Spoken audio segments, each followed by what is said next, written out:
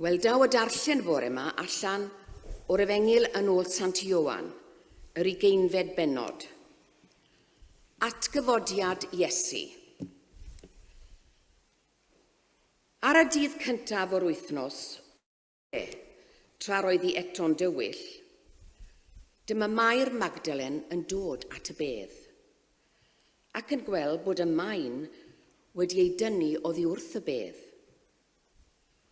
Rhedodd felly, nes dod at Seimon Pedr a'r disgybl arall, yr un yr oedd yr Iesu yn ei garu, ac meddai wrthynt,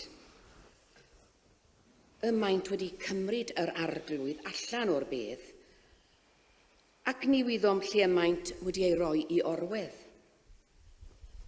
Yna cychwynodd Pedr a'r disgybl arall allan a mynd at y bedd. Yr oedd y ddain cydredeg, ond rhedodd y disgybl arall ymlaen yn gynt na Pedr, a chyrraedd y bedd yn gyntaf. Plygodd i edrych, a gwelodd y llueiniau yn gorwedd yno, ond nid aeth i mewn. Yna daeth Seimon Pedr ar ei ôl a mynd i mewn i'r bedd.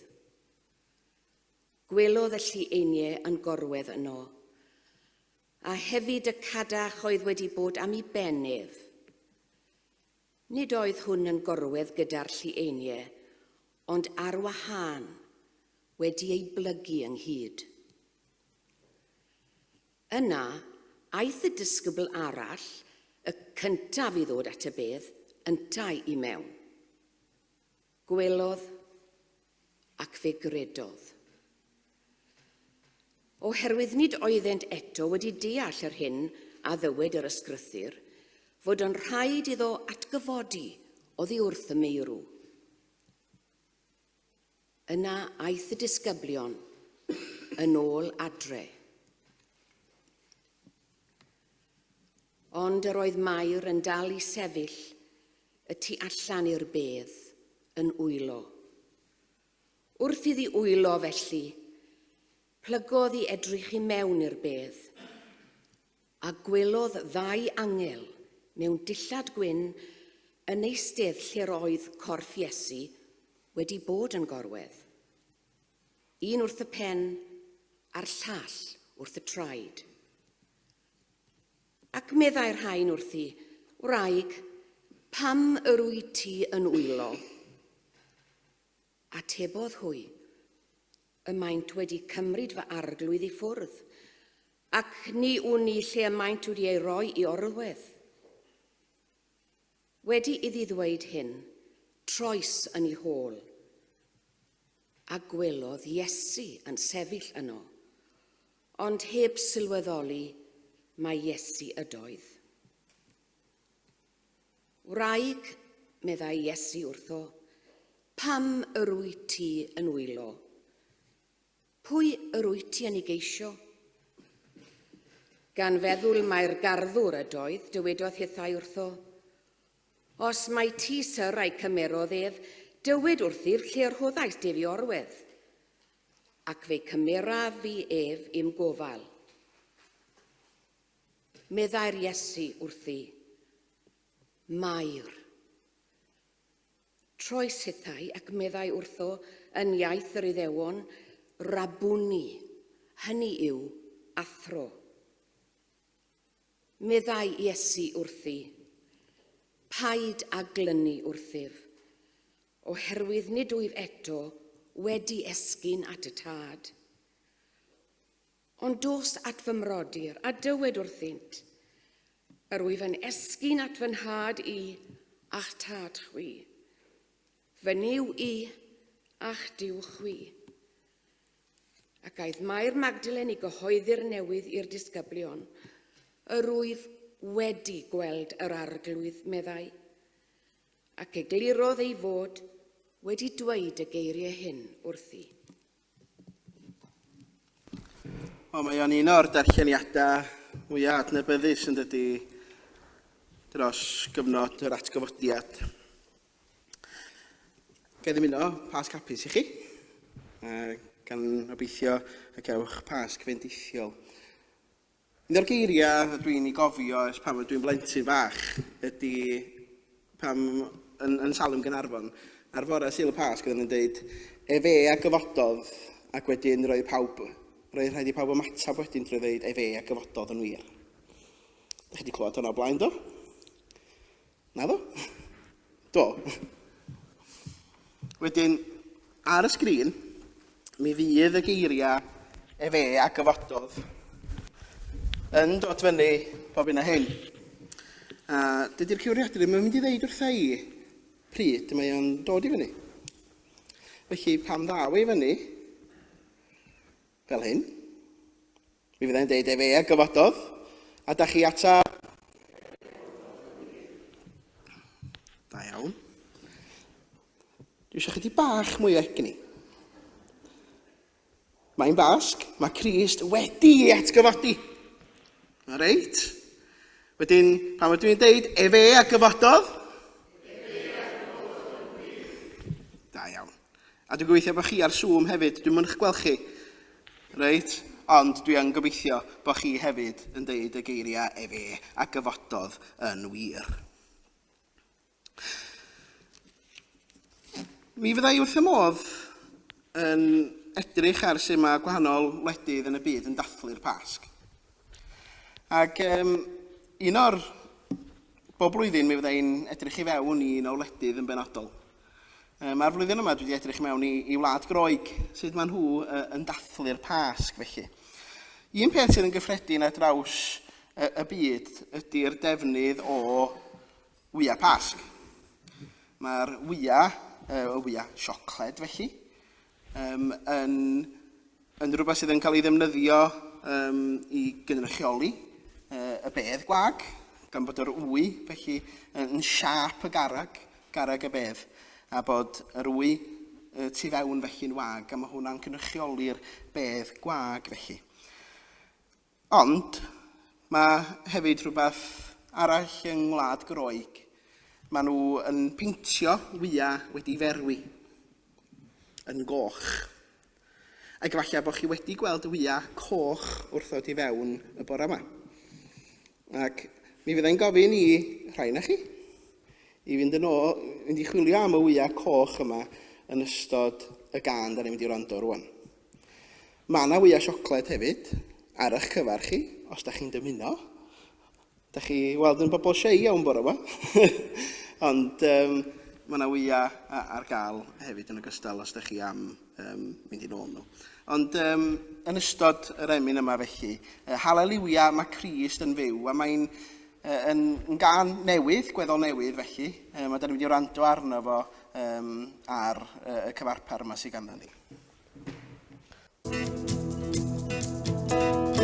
Defrwch, mae na reswm i ddathlu. Mae ddeiad bob pechod yn enw yr Iesu. Y groes, roedd y waed i yn llifo. Ond ar y trydydd diwrnod mi godaeth di eto. Mae gen ti bŵer dros farwolaeth, yno ti mae ein gobaith. Haleluia, mae Crist yn fyw. Haleluia, pob clod i ddiw. Haleluia, fe gadw ni. Haleluia, amen.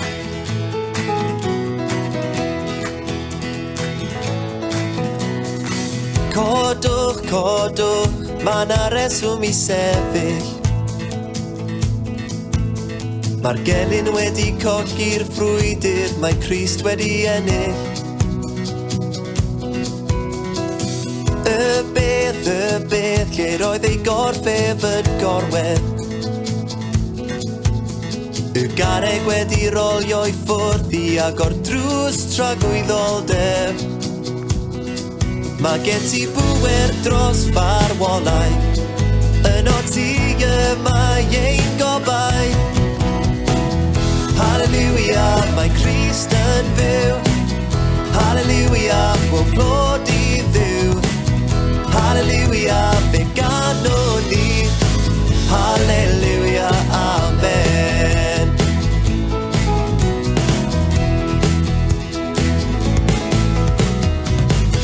Hallelujah, hallelujah, hallelujah, amen. Hallelujah, hallelujah, hallelujah, amen. Hallelujah, hallelujah, hallelujah, amen. Hallelujah, hallelujah, hallelujah, amen. Hallelujah, mae'n Crist yn fyw. Hallelujah, o clod i ddiw. Hallelujah, fe ganol ni. Hallelujah, amen. Hallelujah, mae'n Crist yn fyw. Hallelujah, o clod i ddiw. Hallelujah, fe ganol ni. Hallelujah, amen. Hallelujah, amen. Hallelujah, amen.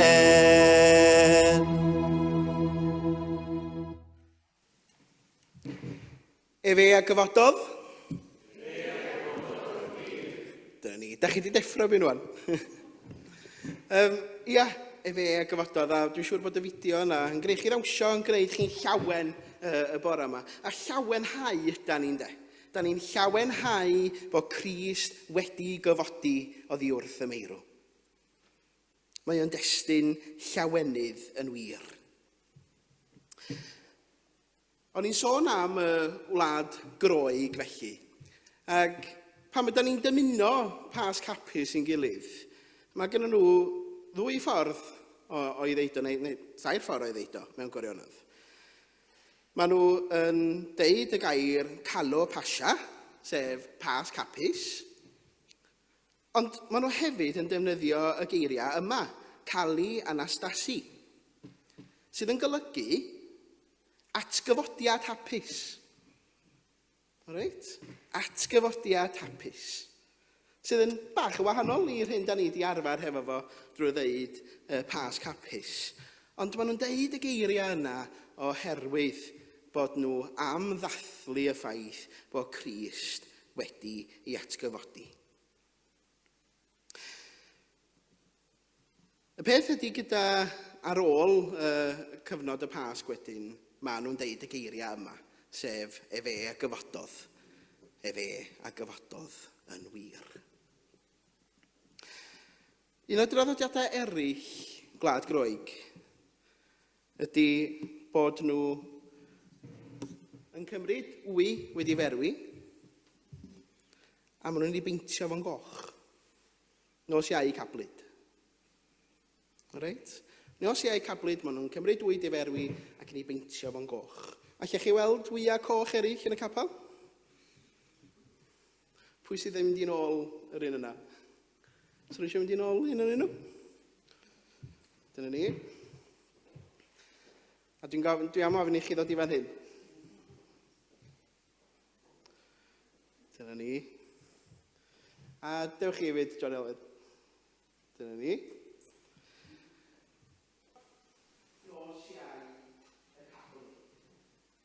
Hynny, wrth gwrs, yn cynrychioli gwaed Crist.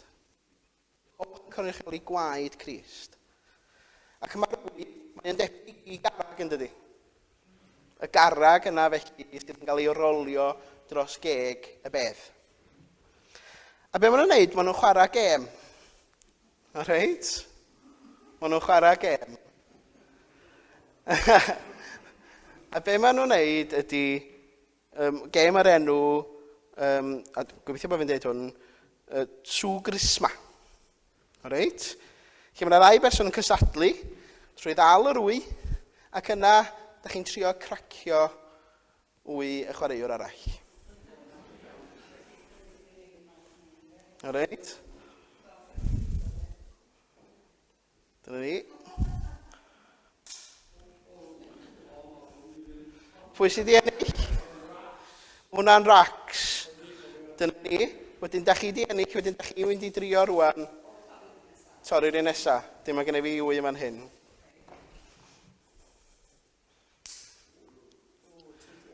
Dwi wedi ennill tro yma. A wedyn, be fydd pobl yn neud, sa gennym ni bob un o'n ni efo wyau, taswn ni'n mynd rownd bob un ohono ni. Taswn ni'n agor yr wy. Taswn ni'n agor yr wy.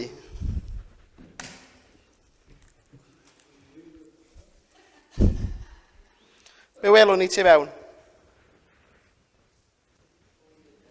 Wy diferwi, y gwyn ynde. A mae'r gwyn yn cynrychioli purdeb Crist. Mae'n cynrychioli purdeb Crist. Ac wrth gwrs, y prisgyn wedi dorri yn cynrychioli'r garreg sydd wedi cael ei rolio oddi wrth geg y bedd. A dyna draddodiad sydd gyda nhw yng Ngwlad Groeg. Swn i ddim yn cynghori chi i fwyta. Diolch o galon i chi. Diolch o galon. Ond ia, mae traddodiadau gwahanol yn gwneud pethau gwahanol. Ac wrth gwrs, mi fydda rai pobl yn addurno yr wy yma gyda sticeri, gyda lliwiau eraill hefyd. Ond mae'r coch yn nodweddiadol yn dydy. Yn mynd â ni drwy hanes y Pasg yn ei gyfanrwydd.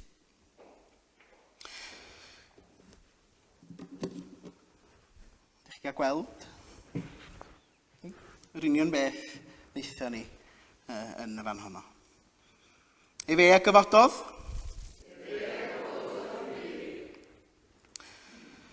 Mi wnawn ni droi at yn hemi nesaf, sef Emyr 562. Crist awr chwygodd fore'r trydydd dydd. Cododd ein gwaredwr daeth o'i rwymau'n rhydd. Gwisgodd ei ogoniant sydd yn disglair iawn, wedi gweld ei harddwch linau'n llawen iawn. Ac yn y blaen, 562.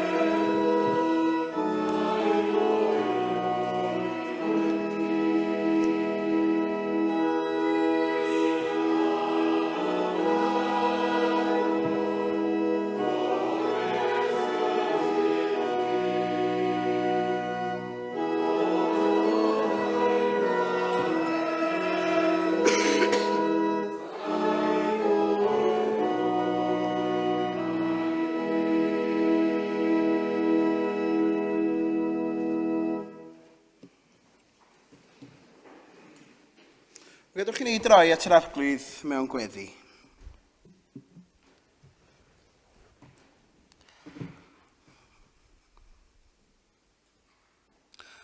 O ddiwyn tad nefel a sanctaidd, molwn di unwaith eto am newyddion da y Pasg. Yn diolch arglwydd yn bod ni'n gallu ymgynnull yn dy enw di i ddathlu gyda'n gilydd, dy fuddugoliaeth di. Oes, mae yna obaith newydd yma, mae llawenydd newydd, mae bywyd newydd. Mae Crist wedi atgyfodi. Mae wedi ei atgyfodi yn wir.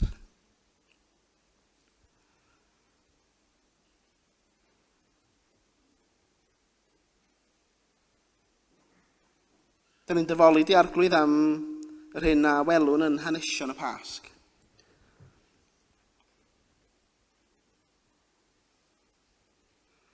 Sef na lwyddwyd i reoli dy gariad di. Bod oedd nam modd i goncro dy amcenion di. Bod na ddim modd i ddinistrio dy ddeioni di. Am hynny arglwydd gorfoleddwn yn y Crist atgyfodedig.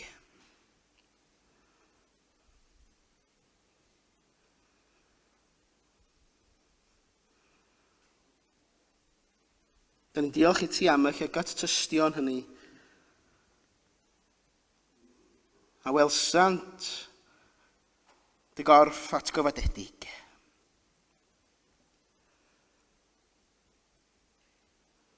Rydyn ni'na hefyd arglwydd yn rhan o'r stori yna. Yn dystion i ti. Fel Mair yn rhedeg i ddeud wrth eraill. Methu cadw'r llawenydd iddi hi hun, fod rhaid iddi fynd a dweud wrth eraill.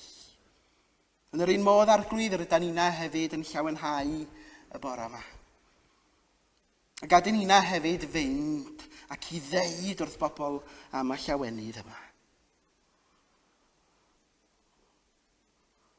Y ffordd nes ti draws newid bywyd Mair a'r disgyblion, wyt ti hefyd yn traws newid ni.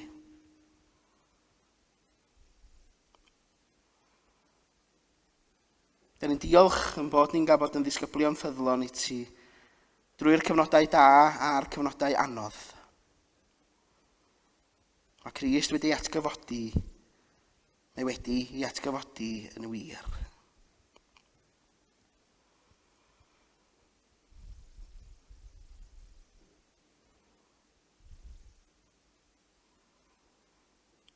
Heddiw arglwydd, mi wyddon ni am bobl diniwed sydd yn dioddaf.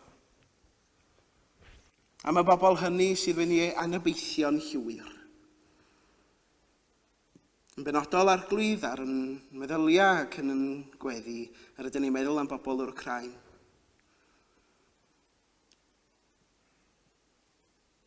Y diniwed sydd yn parhau i ddioddaf. Pan fydd daioni'n cael ei wrthod, pan fydd drygioni'n ymddangos fel petaion fuddigol.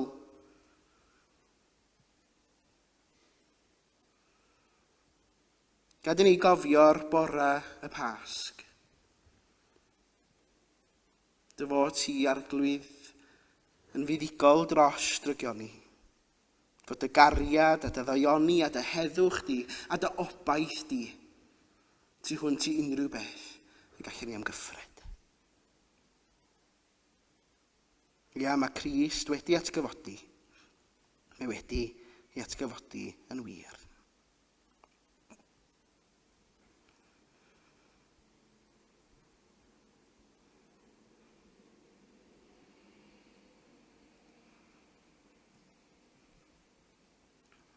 Ddiwyn tad.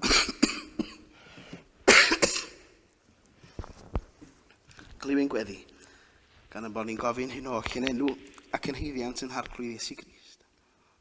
Dysgodd i weddio i ddweud gyda'n gilydd. Ein tad.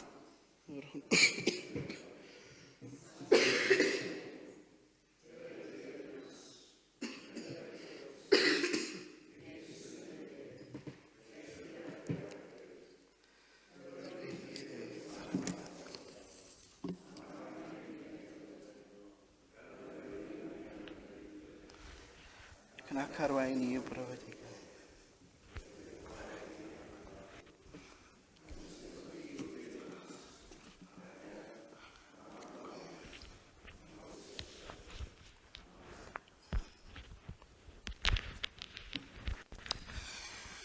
O dywer rhai dyma'r stori fwyaf a droddwyd erioed a mi allan ni yn gallan gytuno hefo hynny. Y tro anisgwl yna yn hynffon stori Duw, fel dod i ddiwedd nofel neu ffilm. Ac ar ôl roi farwolaeth a gorchfygodd Iesu farwolaeth ei hun ac fe atgyfododd o. Pob hora Pasg, i fyny at y flwyddyn yma, mi oedd yr arferiad gen i fynd i weld y wawr yn torri. Ac iesh i dext bore yma gan Richard Cleese oedd wedi mynd i fyny yn y Rhondda yma yn gweld y wawr yn torri. Ac mae yna rhywbeth hyfryd iawn yn gweld y wawr yn torri. Da chi'n mynd yn y twllwch, a da chi'n gweld y goleuni yma yn disgleirio dros y dyffrynnoedd. A teimlo gwres yr haul yn eich cnesu chi, ynde. Yn y darlleniad heddiw, roeddwn ni edrych ar un cymeriad o ddifri felly, sef Mair Magdalen, ynde. Mae yna llawer o bethau wedi cael ei ddweud am Mair Magdalen. Yn aml mae'n cael ei hadnabod fel y cyn-bytain, yna rhai yn ei ddweud felly. Ond nid oes dim yn y Beibl yn cefnogi hynny. Ond yn aml mae pobl yn uniaethu ar ddynas bechadurus yma. Mi rydyn ni'n gwybod amdani hi oherwydd fe wnaeth Iesu fwrw 7 cythrael allan ohoni. Ac yn gnewid am hynny, mi ddilynodd hi Iesu. Dwi eisiau edrych ar 3 agwedd o fywyd Mair Magdalen yn sydyn bore yma. Yr un peth cyntaf da ni'n ei weld ydy ffyddlondeb Mair Magdalen. Bod hi'n ffyddlon i'r arglwydd Iesu, ynde. Pam fwrwdd Iesu y 7 cythrael allan ohoni, mi nath i benderfynu dilyn yr arglwydd Iesu. Roedd hi a merched eraill yn cefnogi gweinidogaeth Iesu hefyd. Nid yn unig drwy ddilyn Iesu, ond yn ariannol hefyd. Ac dydy'r Beibl beth yn deud a oedd hi'n briod, neu oedd ganddi ŵr neu beidio. Ond yn amlwg oedd ganddi swm arian a mi roedd hi'n cefnogi gweinidogaeth Iesu. Mi roedd hi yn ffyddlon i'r arglwydd Iesu trwy gydol i'r gweinidogaeth. Roedd hi'n bresennol wrth y groes. Yn bresennol wrth iddo farw. Yn bresennol pan gafodd ei fradychu. Yn bresennol pan aeth o i'r bedd. Ac yma y bore bach yn cerdded yn y twllwch at y bedd. Mair eto, ynde. Yn dal yn ffyddlon i'r Crist mae hi'n credu sydd wedi marw. Pa mae'r ffyddlon yda ni i Grist? A da ni'n neilltu amser i droi eto mewn gweddi i fyfyrio ar ei air. Yn hamsar a'n cenhadaeth ni. Di'n ffyddlondeb ni yr un peth a ffyddlondeb Mair Magdalen. Yr ail air yw'r tristwch. Tristwch Mair Magdalen. A Mair Magdalen yn cyrraedd at y bedd a hitha dal yn dywyll. Ysgwn i beth oedd yn mynd drwy meddwl hi. Ofn, tristwch, galar, anobaith. Nid yn unig twllwch y bore bach oedd yn dywyll, ond roedd y canwyll oedd y tu fewn iddi hi wedi diffodd. o golli Crist, o'i weld o'n cael ei arestio, ei fflangellu, ei hoelio i'r groes, i'w farwolaeth. Pobl yn poeri arno fo, yn deud pethau cas amdano. Does dim amheuaeth byddai'r digwyddiadau'r 2 ddiwrnod diwetha wedi bod yn ddigon i unrhyw un yn gall. Ond wrth ddod at y bedd, gwelodd fod y garreg wedi rolio i ffwrdd. Panic. Nid yn unig maen nhw wedi lladd Iesu, ond maen nhw hefyd wedi dwyn ei gorffo. Y cyfan oedd hi'n gallu wneud oedd torri lawr a chrio, wylo. Roedd ei siom a'i diffyg dealltwriaeth o'r hyn oedd yn digwydd wedi llethu hi. Roedd hi'n teimlo mor ddiymadferth. Da ni hefyd yn gallu teimlo'r tristwch yna, dydan. Mor ddiymadferth weithiau, mae'r unig beth da ni'n gallu gwneud ydy llefain crio.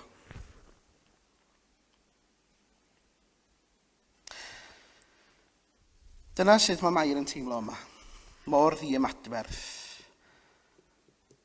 A mae'n dim yn sylwi ar y person yn gofyn iddi, Wraig, pam rwyt ti'n crio? Am pwy wyt ti'n chwilio? Mae'r tristwch yn cuddio'r ffaith mae Crist oedd o. Ond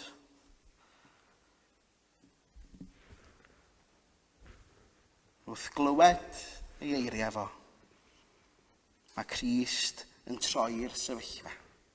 Mae tristwch chi a'r dagra o lawenydd, o dristwch yn cael ei troi yn dagra o lawenydd. Ac felly llawenydd ydy'r gair ola.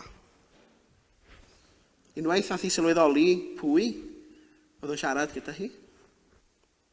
Unwaith iddi gydnabod y garddwr fel ei hathro hi, rabwni. Unwaith y dywedodd Iesu wrthi i fynd i rannu'r newyddion da am ei atgyfodiad. Ar ôl i Iesu ddeud wrthi be oedd wedi digwydd, fe gafodd hi ei llenwi a llawenydd fwyaf welodd neb erioed am honni. Maen nhw'n dweud am Mair Magdalen, mae hi yw apostol yr apostolion. A hynny oherwydd mae hi ddwedodd wrth y disgyblion eraill bod y bedd yn wag. Dwi wedi gweld yr arglwydd, meddai. Dwi wedi gweld yr arglwydd.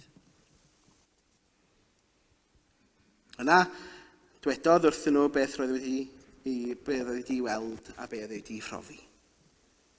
Ond roedd Mair mor gyffroes fel na alla gadw i brwdfrydedd hi. Roedd hi fel tân gwyllt. Angen rhannu'r lliwiau a'r tân yma oedd ganddi yn ei chalon. Ia, roedd Mair yn frwdfrydig ac yn llawen. Ydyn ni'n frwdfrydig bore yma? Dwi'n gobeithio bod ni. Pa mor frwd ydyn ni dros yr arglwydd Iesu Grist, dros y Cris atgyfodedig? Ydyn ni fel Mair? Ydyn ni'n rhedeg gyda chyffro i ddweud wrth eraill am y bedd gwag? Ydyn ni hefyd yn deud y geiriau, dwi wedi gweld yr arglwydd. Efe a gyfododd.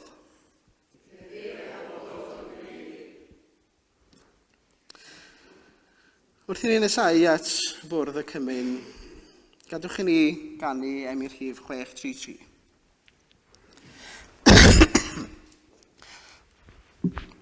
Tydi fi'n rhodio ffordd y maes, rôl torri grym y beth, yn yna mewn calonau oer y fflam o ddwyfol hef, ac yn y blaen 633.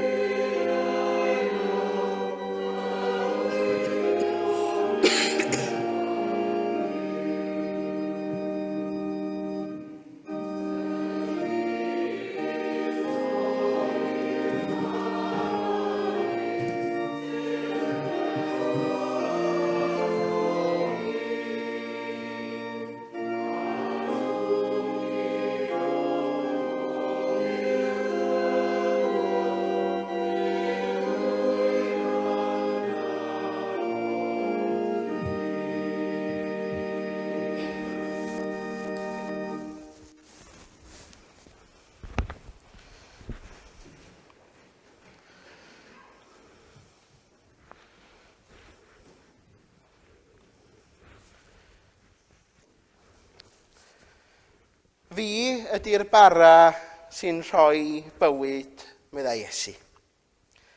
Fydd pwy bynnag ddaw ata I ddim yn llwgu, a fydd pwy bynnag sydd yn credu yno fi ddim yn sychedu. Byddai byth yn gyrru ffwrdd unrhyw un sydd yn dod ata I. Rydych ni weddio.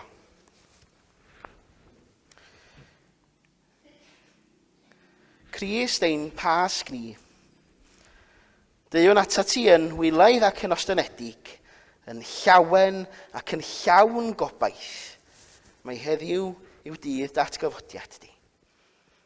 A da ni'n diolch ac yn werthfawrogol yn bod ni'n gallu dod o amgylch dy fwrdd di I gofio'r hyn a wnes di trosto ni. Arglwydd, da ni'n diolch I ti am y bara sydd yn symbol o dy gorff di a dorwi trosto ni, o'r gwyn sydd yn arwydd o dy waed di a dy walltwi trosto ni, ac yn arwydd arglwydd o'r cyfamod newydd drwy dy waed di. Da ni'n cofio arglwydd fel ynest di gerdded yn y mysg ni, yn rhannu'n bywyda, adnabod ein calona a dioddaf dros gariad. Da ni'n cyflwyno I ti yn gweddiad dros yr eglwys a'r byd.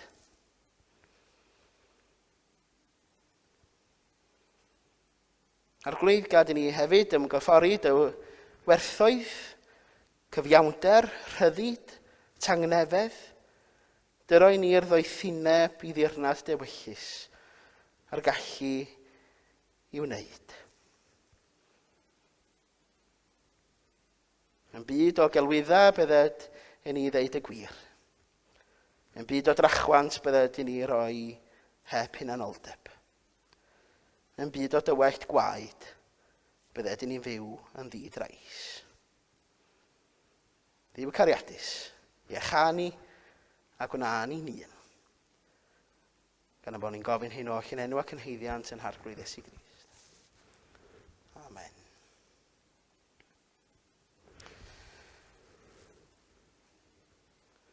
Fel mae'n cael ei ddeud gan yr apostol Paul, gadwch ni wrando ar eiriau sefydlu'r swper.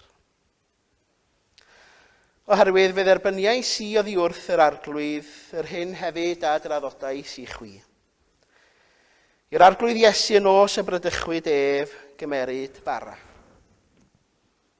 Ac wedi iddo ddiolch fe'i torodd a dweud hwn yw fy nghorff sydd ar eich mwyn chwi. Gwnewch hyn er cof amdanaf.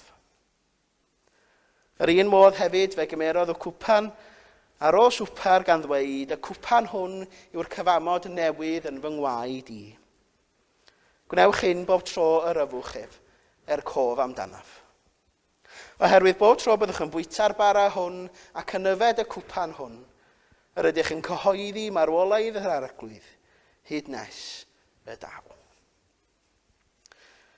Swper yr arglwydd felly yw'r ledd yma, ac mae croeso I unrhyw un sydd yn caru'r arglwydd Iesu Grist, ymuno hefo ni o amgylch ei fwrdd ef.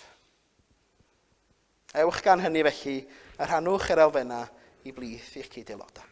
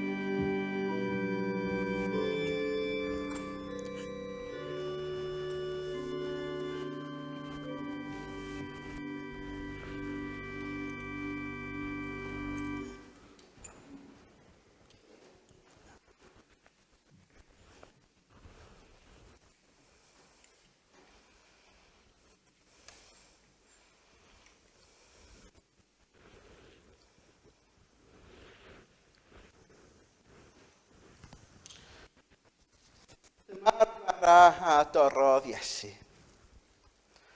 Gadwch i ni felly fwyta o'r bara cof amdano.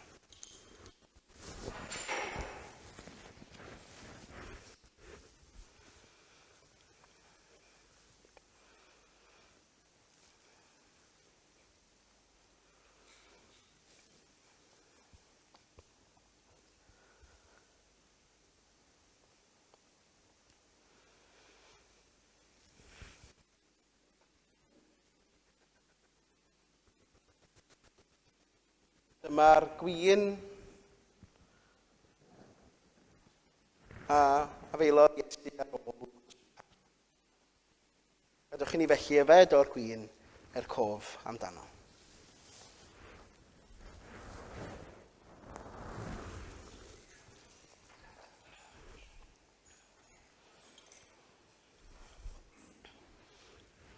Dad Nefel, diolch i ti am ei bothu am bwydo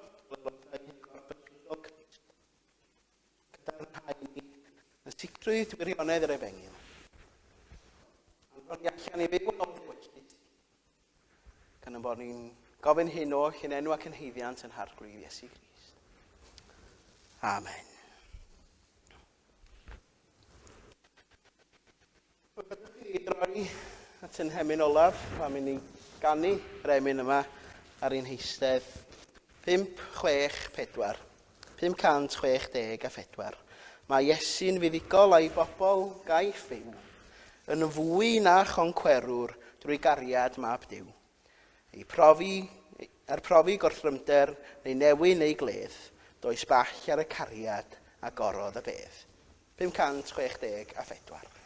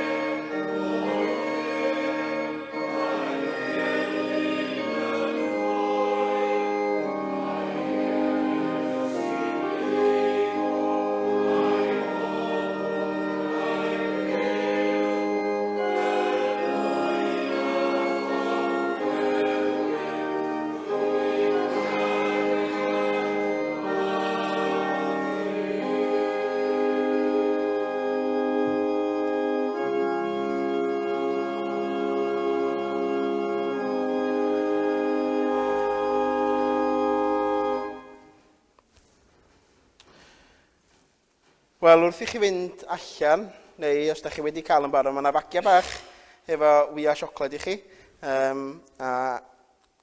Geiriau, mae Hallelujah, mae Crist yn fyw. A mae yna galon bach yn efo hefyd, yn y bag i gynrychioli wrth gwrs cariad Crist ar hyn aeth a drosta ni. Wedyn mynwch fag bach cyn mynd adra. Efe a gyfadodd.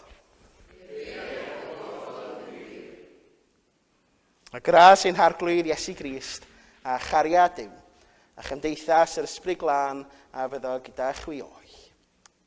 Amen.